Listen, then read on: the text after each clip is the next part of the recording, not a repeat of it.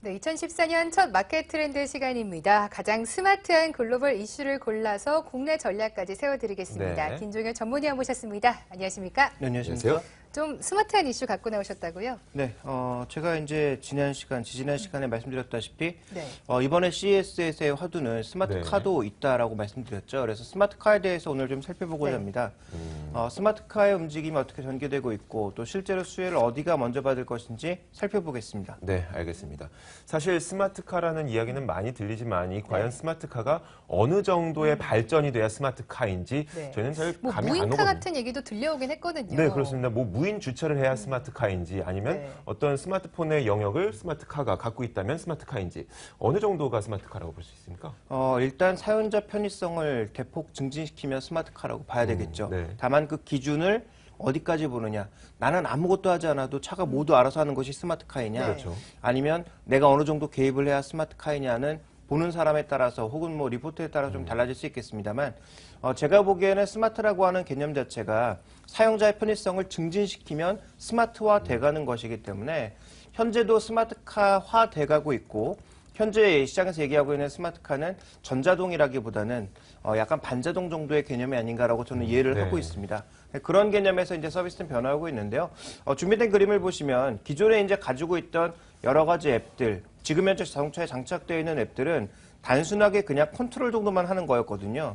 예를 들어서 이제 공조 같은 경우에도 온도 정도 맞춰주고, 네. 오디오 같은 경우에도 우리가 흔히 얘기하는 뭐 베이스 좀 더 올려주고, 뭐 이런 어떤 개념 정도였다면, 이제 안드로이드나 애플의 그 OS를 탑재하기 시작하면서 사용자의 이용 편의성을 점점 높이는 방향으로, 즉 말로 통제하고 스스로 알아서 하고 나의 스케줄을 이해하는 그런 방향으로 가고 있다는 것, 또 나의 음성을 인식하고 있다는 것, 이런 부분들이 달라지고 있는 상황입니다. 네. 그리고 또 전장 부품과 관련돼서 안전과 관련된 그런 여러 가지 시스템이 나오고 있다는 것을 주목해 보실 필요가 있을 것 같고요. 현재 그 미래형 자동차 기술 로드맵을 보시면 현재 2015년 이후에 나올 수 있는 것은 전방위 충돌 회피라든지 자동주행 보조라든지 자율주행이라든지 굉장히 여러 가지 시스템들이 있거든요. 네. 아직 2단계까지 오지는 않았지만 전반적으로 지금 현재 구간에서는 사각지대에서 오는 차량을 인식한다든지 아니면 스스로 차선을 이탈하게 되면 그것을 스스로 알아서 바로 잡아준다든지 네. 이런 시스템들이 지금 속속들이 개발되고 있고 지금은 개발 단계라서 아직까지 그 규제가 나오지 않고 있지만 미국 같은 경우에는 굉장히 빠르게 이런 여러 가지 안전 시스템들을 의무 장착하는 것을 기본으로 얘기하고 있거든요. 네. 그러다 보니까 이제 조금씩 시스템이 빨라지고 있는 것 같고요. 실제로 인텔리전트 자동차와 관련된 특허를 보시면 미국이 주류라고 볼 수가 있습니다. 미국은 지난 2005년, 2001년 이후로 대규모의 기술을 어떻게 보는 건가요? 이 표는 예쁘긴 A, 한데 이게 B, 표인가요? 네. 이 C, D 이런 것들이 다 뭐냐면 네. 항목별입니다. 예를 들어서 네. A 같은 경우에는 차선의 어떤 주행 능력 이런 것들을 평가하는 것이고요. J는 또 항목이 다 다릅니다. 네. 그런 각 항목별로 연도별로 봤을 때 얼마만큼의 특허가 나오느냐를 보는 네. 것인데 실제로 한 1년 정도를 기점으로 해서 각종 특허의 미국 특허는 엄청난 속도로 쏟아졌네요. 늘어나고 있습니다. 그러니까 이렇게 특허가 늘어나고 있는 가운데 한국은 특허가 거의 없고요. 유럽도 일부 특허가 나오고 있고 일본도 일부 특허가 나오고 있는 것으로 봤을 때 자동차와 관련된 스마트카 특허 기술은 미국이 거의 독점해 나가고 있는 상황이기 때문에 향후 이제 한국이라든지 좀 후발주자로 평가받고 있는 이들 국가의 격차가 벌어질 가능성에 대해서는 우리가 조금 네. 대비를 해봐야 될 것 같고요. 그 다음에 조금 전에 언급해 주셨습니다만 지금 캘리포니아 일부 지역에서는 구글 무인카가 돌아다니고 있습니다. 네. 네. 그래서 구글 무인카를 잠깐 보시면 굉장히 이제 신기한 모양으로 생겼죠. 일본 차를 이제 베이스로 해서 만든 차인데요. 네. 아직까지는 이제 시험 단계이기 때문에 굉장히 다양한 그런 제품들을 달고 기괴한 모양을 보여주고 있습니다만 전체적으로 이 특징은 구글의 안드로이드를 기반으로 해서 사람 없이도 차가 스스로 다닐 수 있게 만들어주는 거죠. 네. 그래서 지금 현재 시범적으로 운영되는 서비스에는 장애 이후를 이동시키는 병원도 이동시키는 그런 서비스도 네. 실제로 하고 있는 것으로 알고 있거든요. 그래서 스마트카와 관련된 기술은 이렇게 여러 가지들이 있고 실제로 상용화 단계까지 가기엔 시간이 좀 걸리겠지만 일부 시제품들은 나와 있어서 우리가 과거 TV에서 봤던 전격 제트 작전의 키트 네. 이런 것들이 어느 정도 현실화되고 있는 것은 분명하다고 봐야 될 것 같습니다. 네. 네. 저도 사실 운전을 별로 안 좋아해서 그런지 무인카처럼 다 알아서 운전해주는 차 참 눈길이 가는데 도대체 어떤 특허와 어떤 기술이 나오고 있길래 이런 무인카까지도 가능한지 궁금하거든요. 네, 뭐 다양한 기술들이 적용된다고 봐야 되겠죠. 그러니까 현대에 있는 모든 기술이 자동차에 집약된다라고 보시면 될 것 같습니다. 그래서 준비된 그림에서 지금 뭐 설명드리고 싶은 것은 워낙 많습니다만, 뭐 준비된 그림을 보시면 실제로 전장 부품이라고 해서 전기전자 부품들이 제어하는 굉장히 다양한 기술들이 있고요. 그다음에 안전을 위해서 또 스스로 제어하는 많은 것들이 있습니다. 근데 이 모든 것들이 주로 컴퓨팅을 바탕으로 한다라는 거죠. 네. 그러니까 여러 가지 정보를 취합을 해서 그 정보를 바탕으로 자동차가 사람이 반응하기 전에 스스로 의사제어 결정을 한다라는 것입니다. 그러니까 예를 들어서 이제 사람이 졸게 되면 운전하다 보면 차선 넘어가는 거 아니겠습니까? 네, 그렇죠. 그런데 이제 차선을 넘어가게 되면 그것을 카메라나 다른 여러 가지 센서가 인지를 해서 스스로 조향장치에 핸들을 돌려서 다시 제자리에 갖다 놓는다라는 거죠. 그래서 적어도 그 차선은 벗어나지 않도록 하는 네. 그런 기술들. 그리고 또 하나 이제 중요한 것은 뭐 주차와 관련된 여러 가지 기술들은 이미 개발돼서 많은 차량에 실제로 적용되고 있는 상황입니다. 그래서 조금 더 이제 개념의 그림을 보시면 자동 주차 시스템, 특히 평행 주차 같은 경우 운전이 미숙하신 분들은 굉장히 어려워하는데요. 이런 것들은 최근에 여러 자동차에 다 자동으로 네. 되게 되어 있습니다. 그래서 실제로 내가 핸들을 만지지 않아도 브레이크와 페달 정도만 조절을 하면 스스로 이렇게 주차되는 시스템들은 여러 차에 이미 적용이 되고 있고요. 그다음에 조금 전에 말씀드렸던 자동 차선 유지 지원 시스템, 이런 것들도 지금 개발 단계를 넘어서 상용화 단계로 가고 있는 상황이고요. 또 스마트 크루즈 컨트롤이라고 해서 우리 차량 막힐 때 대부분 운전하시는 분들 다 아시겠습니다만 정말 다리가 저리지 않습니까? 네. 오토매틱이라고 하더라도, 물론 이제 수동이면 더 그렇겠습니다만 오토매틱 미션이라고 하더라도 계속 밟았다 떼었다를 네. 반복해야 되는데요.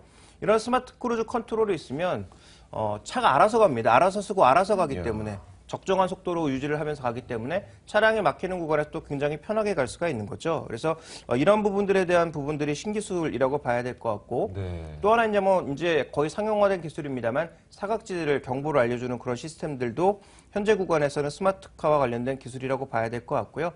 또 하나 이제 우리가 좀 범위를 넓게 보면 무인교통으로 가기 위해선 중앙 통제 시스템이 있어야 되겠죠. 그래서 중앙 통제 시스템을 기반으로 해서 CCTV라든지 아니면 여러 가지 그 주변의 감지 요소들을 기반으로 하는 일종의 통신망을 기반으로 하는, 또 이 지능망을 기반으로 하는 무인교통 시스템도 앞으로 나올 것으로 예상이 되고 있어서요. 이와 관련된 기술은 정말 세상에 있는 모든 기술을 하나로 집약하는 가장 중요한 핵심적인 산업 중에 하나가 아닌가라고 판단을 하고 있습니다. 네, 특히 이 스마트 크루즈 같은 경우는 정말 길이 많이 막히는 우리나라에 정말 적용하기 쉬운, 그리고 가장 좋은 기술일 것 같기도 하고, 네. 뭐 사각지대 위험 감지 시스템 이런 것들은 지금 낯설지 않은 거 보니까 어느 정도 상용화 단계에 온 것 같거든요. 그렇다면 국내 기술도 굉장한 상당 수준에 올라 있다, 이렇게 볼 수 있는 겁니까? 아니요. 국내 아직은 기술은 아직은 많이 부족하다라고 보여집니다. 왜냐하면 이것이 무엇을 기반으로 하냐면 소프트웨어, 강력한 소프트웨어 OS를 기반으로 하거든요. 네.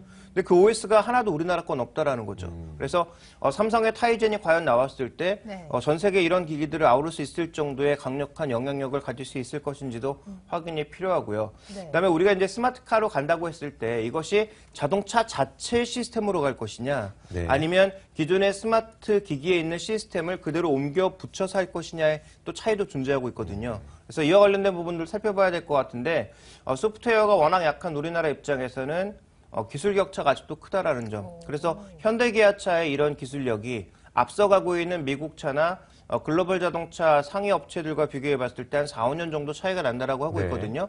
그런 관점에서 보면 국내 기술은 아직 좀 뒤처져 있다라고 봐야 될 것 같은데요. 먼저 우리가 좀 한 가지 개념들을 좀 보실 필요가 있을 것 같습니다.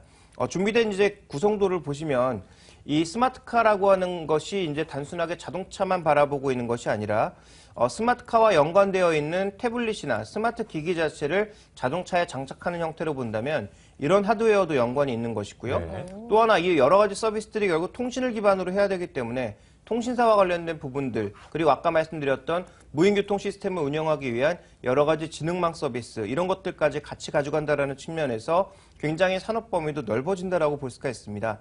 그리고 전체적으로 이제 관제센터 같은 것들도 필요하고요.